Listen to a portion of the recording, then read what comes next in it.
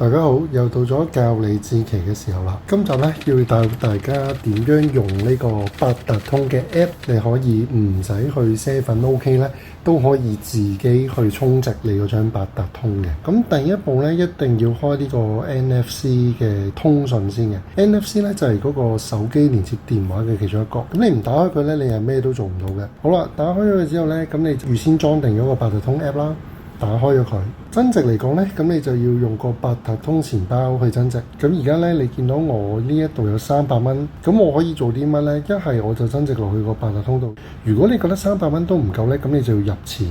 咁我入錢嘅話呢，好多選擇嘅，你係可以用銀行嘅轉數快啦，或者銀行嘅應用程式啦去增值嘅。咁今日我哋就用呢個銀行應用程式啦。譬如我增值500蚊，咁我就揀銀行應用程式啦。咁你揀翻你自己常用嗰一間銀行。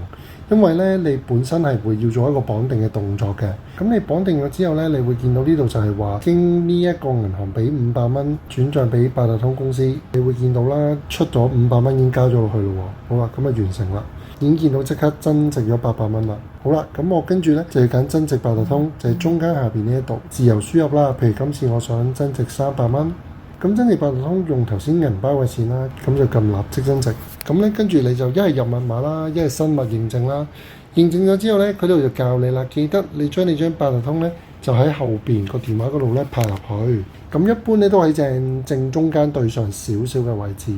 好啦，咁我拍咗落去之後咧，咁你就見到咧增值就完成㗎啦。如果有啲長者朋友咧本身係唔用電子銀行嘅，但係咧，佢又想用呢個八達通 app 喎，覺得方便喎，咁點算呢？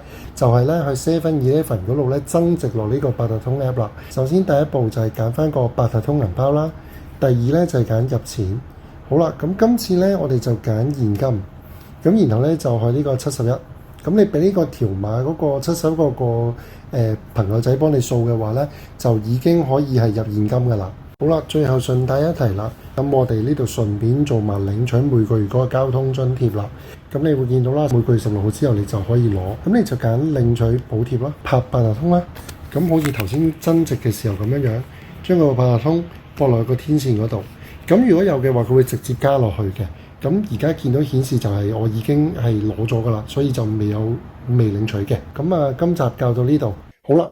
如果中意呢條短片嘅話呢，咁啊記得 comment 啦、like 啦同埋 share 啊，最緊要係 subscribe 啊！記住啦，科技生活教你自期。條短片係咪剪得好靚呢？其實我係揾 Dreamer Studio 幫我剪噶。下集見，拜拜。